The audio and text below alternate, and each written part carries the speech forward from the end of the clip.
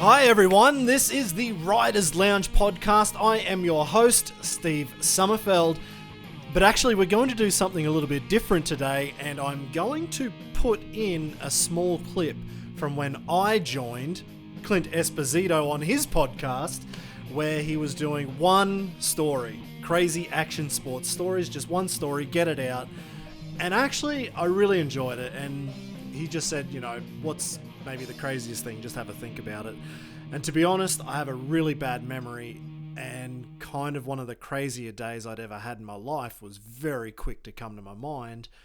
And it's the reason why I am still doing what I'm doing, but you will hear all of that in this short clip from that one. So this is the audio. I'm only putting that up, but if you want to watch the video, which is much more entertaining because you actually get to see me and Clint and a lot more of the carry-on, then probably just stop listening now and jump on YouTube. And I'll put a link to Clint's YouTube channel in the bio or the show description of this one. And if you're still hanging around and you just want to listen, then thank you very much. And actually, just before you do that, grab yourself a Rothaus 10 and Zepfler, alcohol free. I know I've got mine here. And I don't know, maybe Red Bull Spect. I just changed over my lenses in those glasses today, actually, and I did not break the frames, although I did break them out of the old ones. There you go. Sponsor wrap up. All done. Thank you very much. Hope you enjoy this very special, little bit different episode. And I'll bring a new episode next week with Julian Van Stippen talking about Red Bull Imagination. Catch you then. Everybody, I'm here with Steve Summerfeld, right? I try to do the pronunciation. So we're here for another crazy action sports story, and you said you have a good one that, you know, like everybody's got to limit it to family-friendly stories that we have. Yeah, it's pretty family-friendly. Because that's the kind of content you go for, right? That is on these days on this podcast. Oh, you're a good boy. Oh, good. No, to be honest, when you said about it, I thought, to be honest, I have a really bad memory anyway. Like, I don't actually remember many stories. You and me both. You know, that's why I normally take my wife with me everywhere, because she'll, for good and bad, she remembers everything.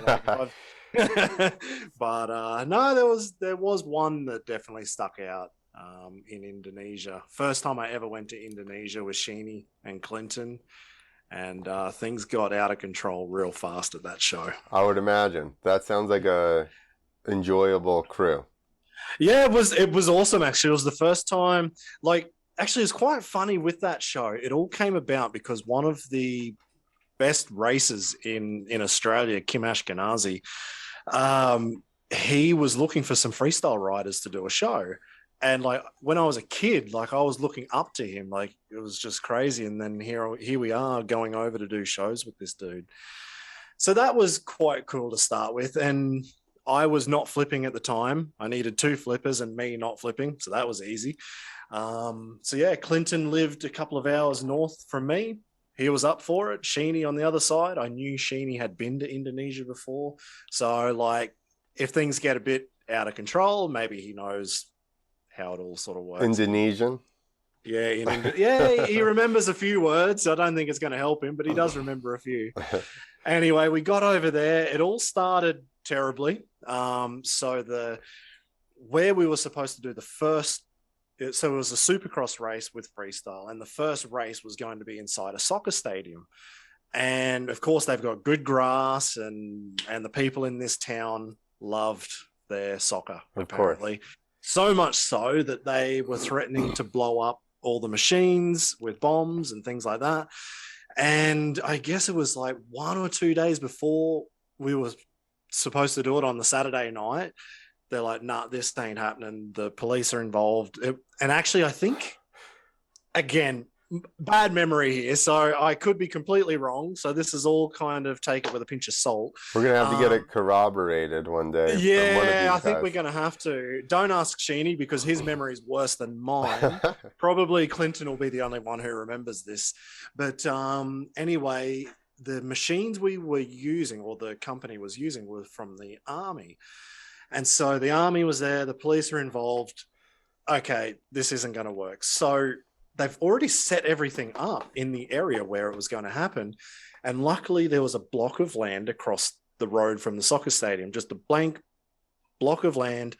And so a couple of Australian track builders were over there. So they basically did it old school BMX style, like dug into the ground, came out of the ground, dug into the ground, came out of the ground, and they made the motocross track. This is not even the good part. Like, this is not the story. This is the lead up to the story. As we were setting up the freestyle motocross part, you know, first time there, I thought I ate all the right things. I guess I didn't.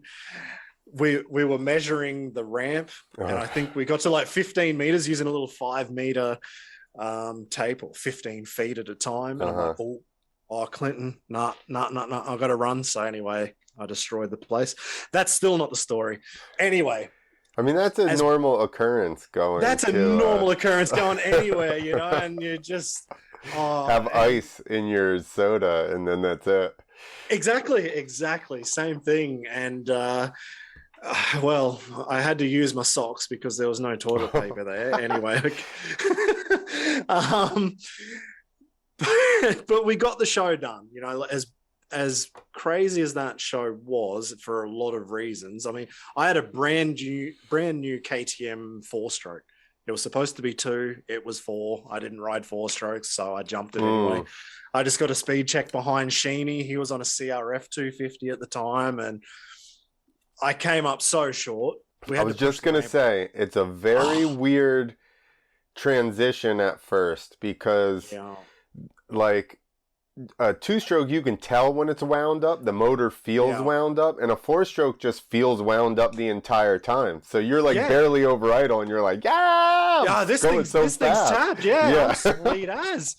Exactly. That's exactly what happened. Brand new bike. It just felt like the thing was just flying when I wasn't, and I was getting speed checks behind Sheeny, and I'm like, I think I'm tapped. Like the throttle just rolls more and it'll keep going. Yeah, but I didn't want to click third. Like, I was getting a bit nervous, you know, when you go clicking third and then you just over jump and break wrists and ankles and things like that. Yeah, it gets sketchy when you're like in the middle of the gear. Exactly. So anyway, I knuckled it a whole bunch of times, but it didn't matter. They were the ones that were flipping at the time. I wasn't, so I didn't care. We got the show done. So the mayor of this town that had it, the town was called Malang in Indonesia, and the mayor was so happy that the event actually happened, that despite terrorists, despite threats of bombs, despite everything happening the day before, and we still got it done. He's like, oh, tomorrow, come and have lunch at my compound. I love that he said compound. He's like, yeah, come to my compound and have lunch. Well, we turned up there, and it was like the best food you've ever seen. Like, you know, outside, it was, you know, it was, there's a lot of, it was quite questionable, but you get inside this mayor's place and you're like, oh, wow, this is where the money is. We had this awesome lunch, the biggest prawns you've ever seen in your life. And he's like, oh, actually, I do like motorcycles myself. And he's just like flicked his fingers. These 3 guys roll out these brand new KTM automatic clutch, auto this, blah, blah, blah. Like every factory possible option that you could find, he put on these bikes. And I think from memory as well, in Indonesia, there's like a huge luxury tax on, like, I think it's one of the most expensive places in the world to buy a motorcycle or a car or whatever. So it cost him an absolute fortune. And he's like, do you guys want to go for a ride with me? We're like, yeah, all right. Are they street bikes or just dirt bikes? Yeah, they were enduro. Okay. You know, they were the 450 enduros, I think. So he's like, see that volcano up there? Do you want to go to the top of the volcano? Yeah, like, of course. Hell yeah, let's go. So we go back to the hotel, grab our helmets, come back. in the end, of course, he had one of his good bikes.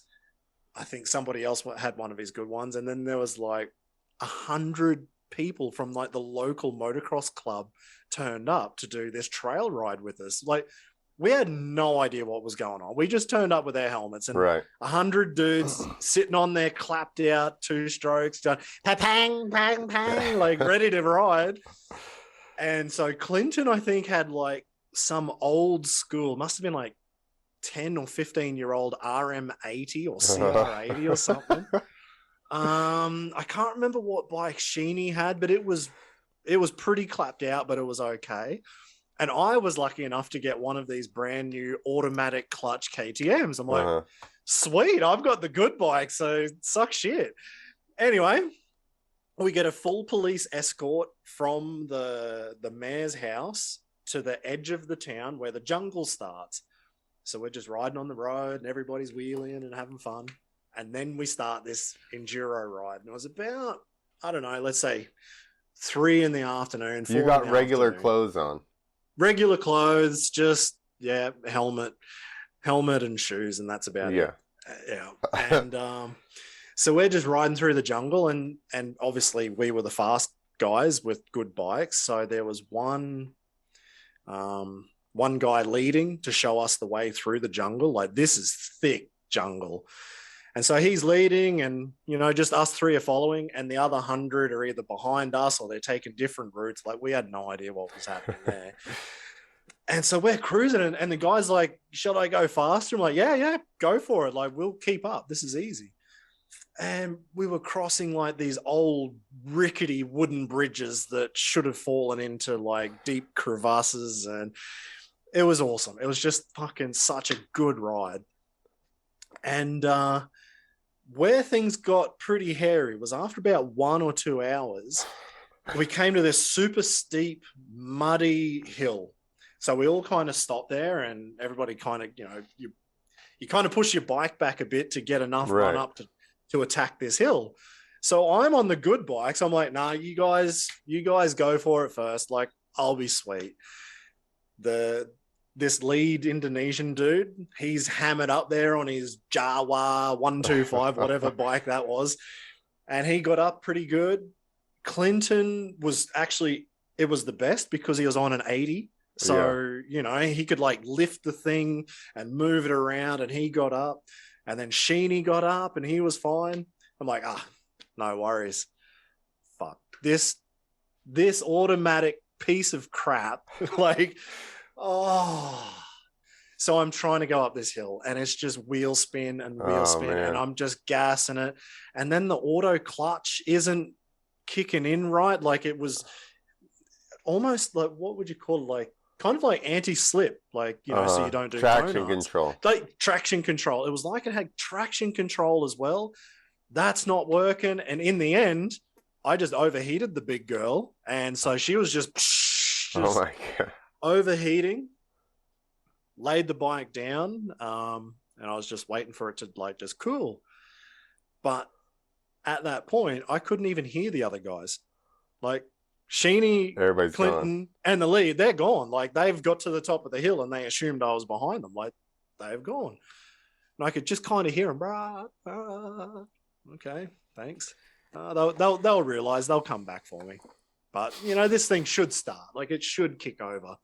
Electric start as well, no Kickstarter. And this was in like 2010. Like one of the first. Yeah, like nobody even had electric starts back then. So it was like one of the first. And I guess purely because it was, I guess it was the electrics basically saying the bike's overheated. So it would not even try to start. So I'm just sitting there. Okay, electric ain't working. You can't roll start it, like drop it from neutral to first or neutral to second. Because of that clutch deal. Because of the fucking automatic clutch deal. So that doesn't work. And I'm just sitting there, and like I said, this is now late afternoon, and the sun's going down below the mountains and below the volcano. I'm like, oh shit. And you're an hour in. We're an hour or 2 in, and I have no idea where I am. And I'm just looking at this little stream below me, and I'm like, all right, if if no one comes back, I guess I'm drinking that water. Like because it was hot as hell. Like I had sweated so much. How long would you say you were left? I was left to your own devices. I was left to my own devices probably an hour, probably about an hour, maybe a bit more. It felt like 3. Strange land, things have already gone wrong. Everything went wrong until this point. And I'm just looking at this water thinking, well, yesterday I just water shit everywhere. Sorry, this is a family friendly thing, right? That's fine.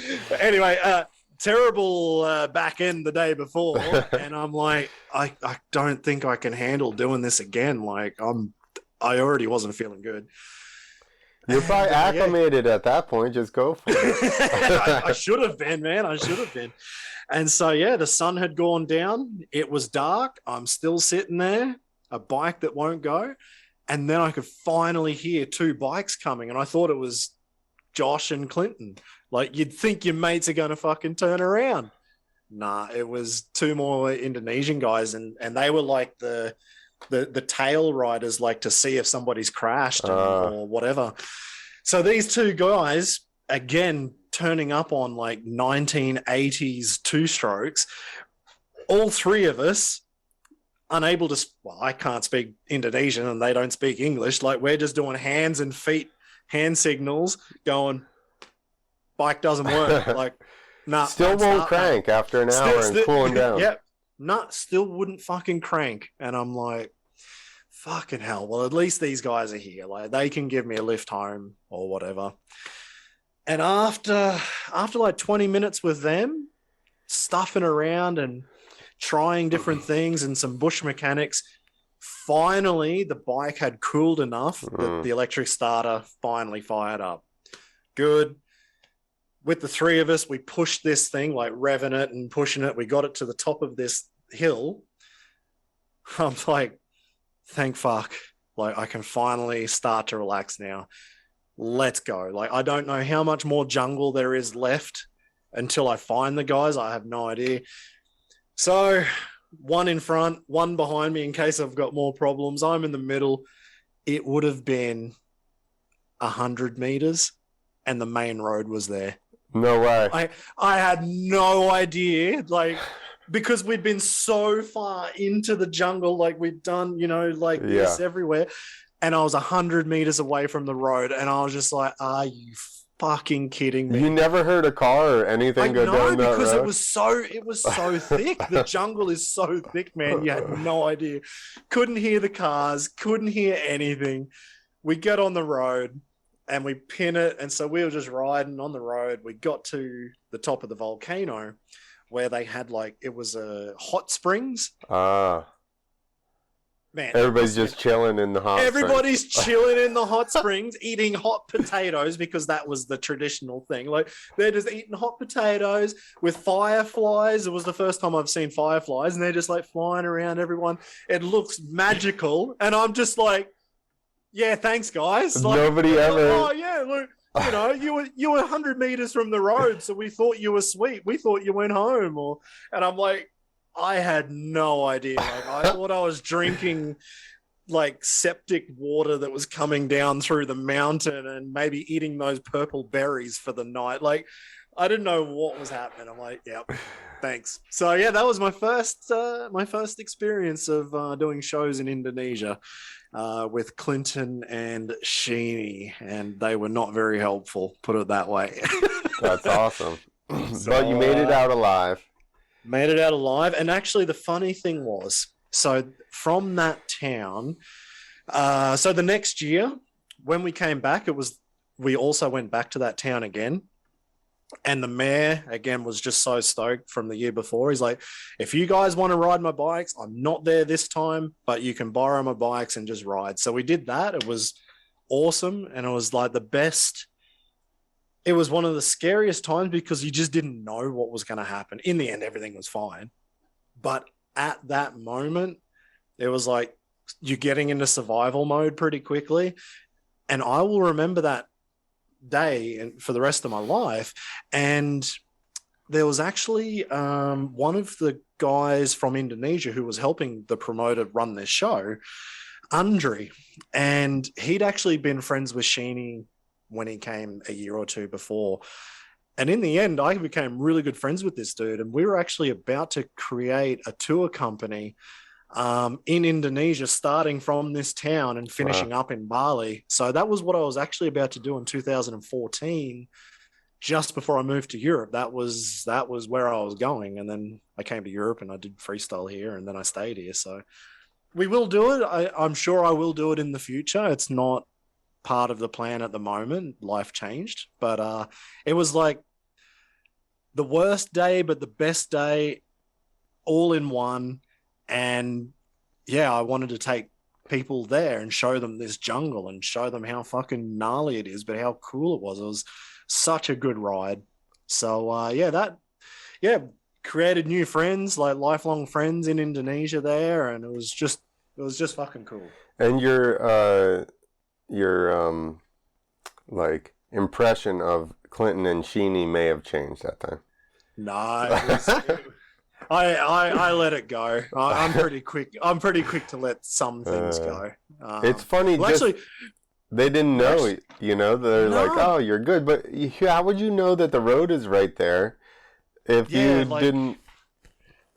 I had no idea, man. I wish I knew. All I could hear was that when I was getting wheel spin and the bike stopped, I could just hear them just like, rah, rah, rah, off into the distance. And I'm like, fuck, but the funny thing was, at the end of that tour, it was 7 weeks and we just crisscrossed Indonesia.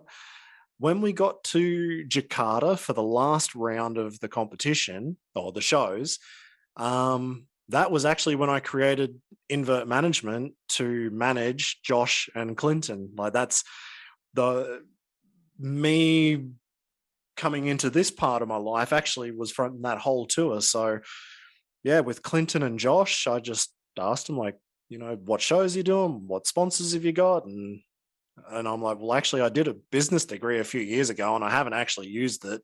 I'm like, for a laugh, do you want me to try and help you guys get some shows? And actually from that tour, changed my entire life. And yeah, managed Sheeny, managed Clinton. That was fucking crazy, as you can imagine. It all kicked off a lot of cool stuff, actually. And funnily enough, actually, even now I'm speaking with this guy Andre still, because we're looking to bring Night of the Jumps to Indonesia, of course. So he's the guy linking all that together. So hopefully we have some freestyle motocross in Indonesia. There's a few really good locations I know of to go. All right. We're back. We're back. Cut. We're back. Nobody will know that happened. Nobody knows it happened. Yeah, so... so you got scared for a little bit, but it, set you up with some friends and some business. Yeah. It scared the crap out of me, man. I was nervous that day, but there was actually probably one of the best things that I took out of it all was I have a bad memory. Like I do forget just about everything. But what I realized was when you're actually, if things are going bad, like if it's just a shit time you're going through, or if it's you've got a bad holiday or something else is crap, if you go through the crap and you come out the other side, you're going to generally remember it better. Like when things go well, you don't remember it. Like I've had some of the best times and I don't remember them because everything just went too smoothly and it just kind of leaves my brain and I don't think about it ever again. But when things actually go wrong, for me personally, I seem to remember it. So now when Rach and I, like when we go on holidays, I look for things to go wrong. Like, let's go do this. And she's like, yeah, but that could fuck up. I'm like, yeah, but I have a chance of remembering it if everything goes completely tits up, like, and yeah, this will be fun. So yeah, just too much autopilot. She hates it.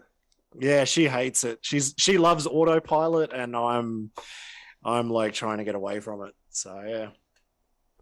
Awesome. Well, thank you for your story. Like I said, one day maybe we'll get one of those guys, their point of view. They'll be like, dude, he's a pussy. We were just right up the hill. I know. Well, that's what I'm thinking. Like, I wanted to say that at the start. My memory is bad. I probably completely forgot a lot of detail in that, and it probably wasn't as bad as it was. But in my head and what I remember, well, like you said, you don't know that everybody always goes, this will work out, and most likely it kind of will. But there's a lot of times shit doesn't work out, and you're like, am I going to be a story here of some guy, some motorcyclist lost in the woods 100 yards from the street? Yeah, that's pretty much what I was looking at the news reports of idiot Australian lost in Indonesian jungle, found naked eating purple berries or something. Yeah. I don't know, it could have just been anything. But anyway, it was fun and completely changed how life worked out. Awesome. All right. What did you think of that? Should we do maybe stuff like that a little bit more on the Riders Lounge podcast? I had this conversation actually a long time ago with Antonio Navas, where I thought, maybe I should like cut the best parts out and put them up and blah, blah, blah, or just do shorter ones. And yeah, I mean, it was only asking one person, but Navas is like, nah, to be honest, I like your long ones. I was like, all right, cool. And that was as far as I got. But actually, I really enjoyed doing this with Clint, and I think it's probably a good way to go in the future as well. Maybe just more podcasts, more interviews, shorter ones, throw in some long ones as well, see what we get. Let me know. What do you guys think? You can find us on Instagram, Facebook, TikTok, YouTube, whatever. Or if you want to email me, steve@invertmanagement.com if you want to know anything about freestyle motocross, or if you want to just get in touch and heck, you want me to come and commentate your show. I'd love to do it. All right, have a good day. We'll see you on the next podcast with, I think, Julian Van Stippen talking about Red Bull Imagination. It's a secret at the moment. Nobody knows anything. That's why I'm trying to get him before the show comes out, because Red Bull decided they wanted to just, do a 1 week delay. I don't know. It's a Red Bull thing. All right. See you in a week.